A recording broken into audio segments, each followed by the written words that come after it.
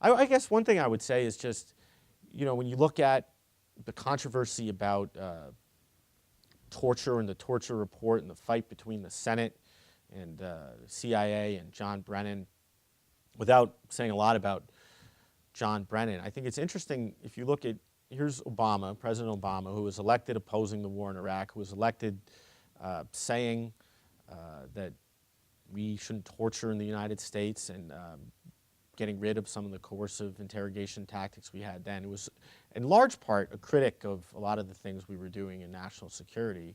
It's interesting now, here we are all these years on in the Obama presidency, that the vast majority of people who he named to leading positions in the intelligence community and at the top of the national security apparatus were along for the ride on a lot of the things that that Obama and the people who elected him, I suppose, didn't like, even interrogation stuff. And it's interesting that almost everybody he's put in a position of power about war and peace supported the war in Iraq, or at least if you look at Susan Rice, couldn't articulate an opinion one way or the other despite writing articles about it because it was risky politically to take a stand at that time.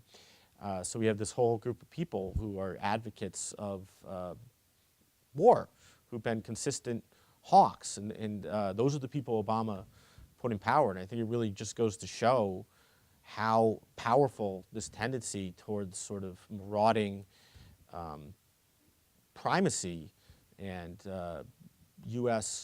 the necessity for the United States to have a lot of wars is in our national security establishment. It's a bipartisan thing. I mean, we at the Cato Institute talk sometimes about, if somebody really wanted to create a national security apparatus, a cabinet of doves, where would they go?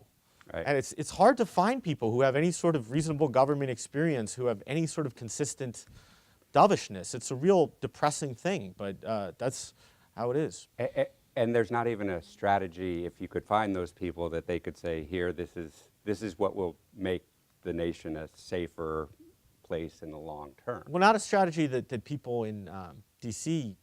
adhere to on a regular basis. I mean, we have this concept of restraint, right, which sometimes goes under the name offshore balancing, which I think is a little different, but different people have different names, but it's a much more restrained take on foreign policy. The idea we should have fewer alliances, we should only have allies for temporary periods, we should fight fewer wars, we should dispense with the idea that we can stabilize the whole world. There's a lot of ideas. So who are some of the writers who you would say have produced good materials on that issue? Barry Posen of MIT just wrote a book called Restraint. I don't remember the subtitle, but he's got a book that just came out on restraint, so sort of articulating this foreign policy view. Harvey Sapolsky, Darryl Press. Harvey Sapolsky is emeritus at MIT. Darryl Press is at Dartmouth.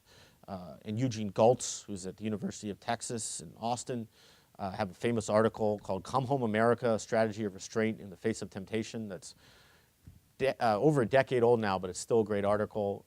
It sort of articulates this view pretty well.